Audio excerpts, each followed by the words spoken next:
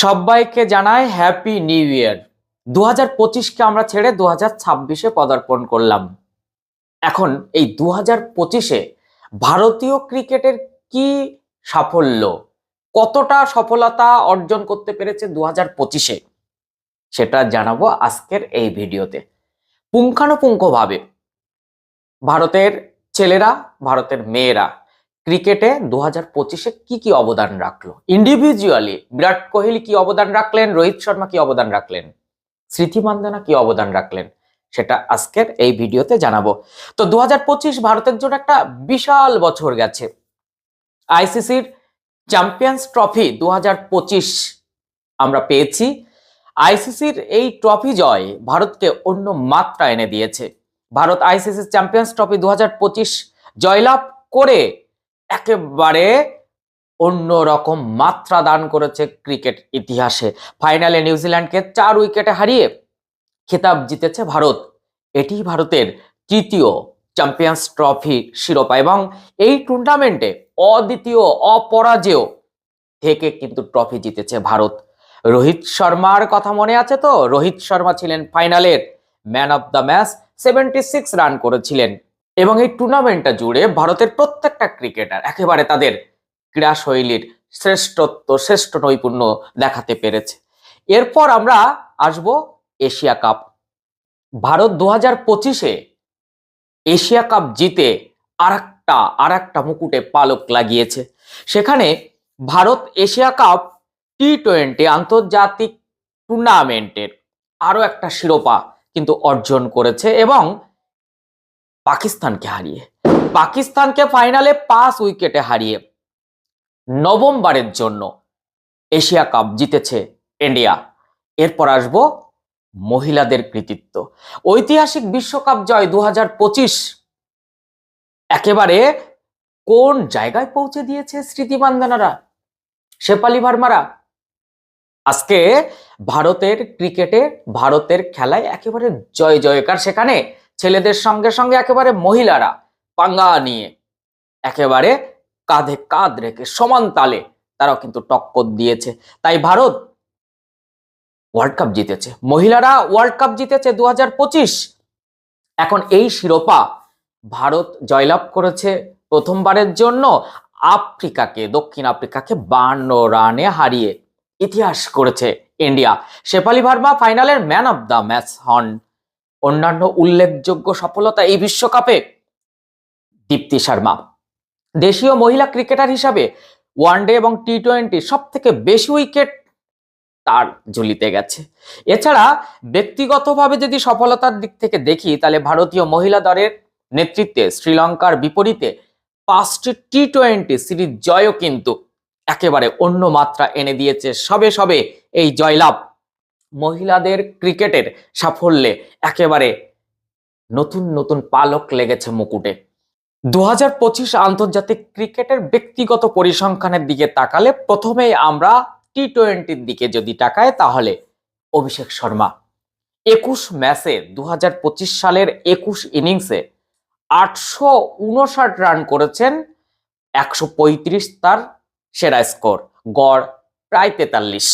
সেখানে দ্বিতীয় স্থানে কিন্তু তিলক ভার্মা 20টা ম্যাচ খেলেছেন, 18টা ইনিংস, 567 রান, 73 তার সেরা, গড় কিন্তু প্রায় 48।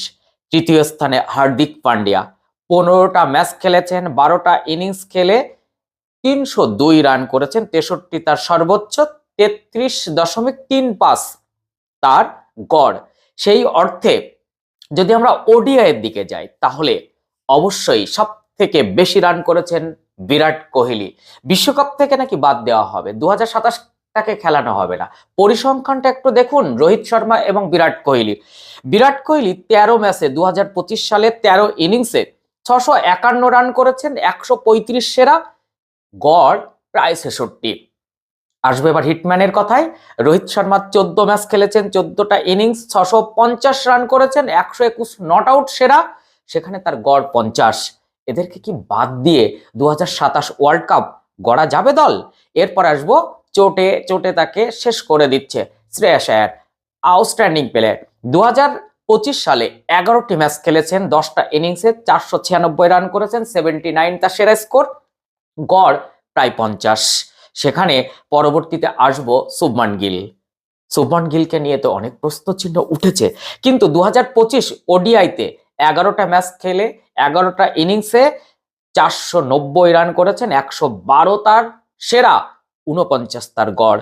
মন্দ নয়, কিন্তু আপনি হয়তো আঙুল তুলবেন, তবুও গিল ইজ আ গিল। রাহুল তারপরে 14টি ম্যাচ খেলে 11টি ইনিংসে 367, 66 নট আউট তার সেরা স্কোর, 52 তার গড়। এবার যদি আমরা এই জায়গা থেকে একটু উইকেটের দিকে যাই, কারা কারা উইকেট তুলেছেন, সেরা উইকেট শিকারীদের দিকে, তাহলে টি-20তে বরুণ চক্রবর্তী 20টা ম্যাচে কিন্তু 36টা উইকেট নিয়েছেন।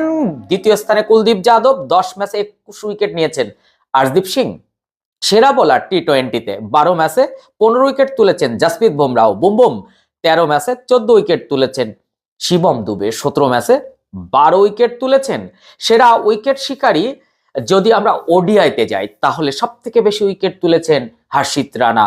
গৌতম গম্ভীরের প্রিয় ছাত্র 11 ম্যাচে 20 উইকেট পেয়েছেন। তারপরে কুলদীপ যাদব। কুলদীপকে রেখে সাদা বলের কোনো টিম সাজানো সম্ভব না, এমনকি লাল বলেও 11 ম্যাচে ওডিআইতে তিনি কিন্তু 19 উইকেট নিয়েছেন। তারপরে আসবে রবীন্দ্র জাদেজা, 10 ম্যাচে সে কিন্তু 12টি উইকেট তুলে নিয়েছেন। মোহাম্মদ সামিকে খুব তাড়াতাড়ি ওডিআই টিমে ঢোকাতে হবে, টি-20তে ঢোকাতে হবে, নাহলে কথা হবে না, তাকে নিতেই হবে। যাই হোক, মোহাম্মদ সামি 7 ম্যাচে 11টি উইকেট তুলেছেন 2025-এ। অক্ষর প্যাটেল 11 ম্যাচে 11টি উইকেট নিয়েছেন। এই জায়গা থেকে আমরা যদি টেস্টের দিকে একটু নজর দিই, তাহলে সব থেকে বেশি উইকেট কিন্তু মোহাম্মদ সিরাজের 10 ম্যাচে 43 উইকেট, জাসপ্রীত বুমরাহর 8 ম্যাচে 31 উইকেট, রবীন্দ্র জাদেজার 10 ম্যাচে 25 উইকেট।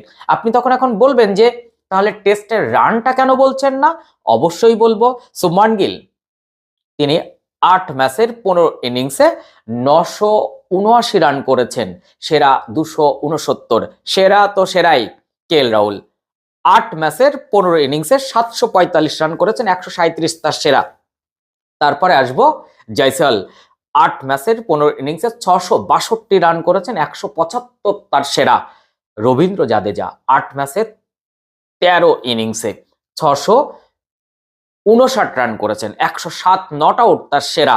এরপর আসবো ঋষভ পান্ত, তার সময়টা ভালো যাচ্ছে না যদিও, কিন্তু 2025 ভালো গেছে। 5 ম্যাচে 9 ইনিংসে 580 রান করেছেন, 134 সেরা। তাহলে 2025 ভারতীয় ক্রিকেটের একেবারে জয় জয়কার। এখানে না আছে কোনো খামতি, শুধুমাত্র এখন 2026-এর টি-20 ওয়ার্ল্ড কাপ, 2027-এর ওডিআই ওয়ার্ল্ড কাপ যদি ভারতের ঘরে ওঠে, তাহলে তো একেবারে সোনাই সোহাগা। আসবো এবার একটু মেয়েদের দিকে, তারাও কিন্তু পিছিয়ে নেই। 2025 রেকর্ড মাইলস্টোন পেরিয়েছেন যে সমস্ত খেলোয়াড়রা। স্মৃতি মান্দানা 2025-এ 10,000 আন্তর্জাতিক রান করেন, বিশ্বের দ্রুততম মহিলা ক্রিকেটারদের অন্যতম তিনি। দীপ্তি শর্মা নারী ক্রিকেটার হিসাবে টি-20-র ইতিহাসে সর্বোচ্চ উইকেট শিকারীর বিশ্ব রেকর্ড তিনি করেছেন।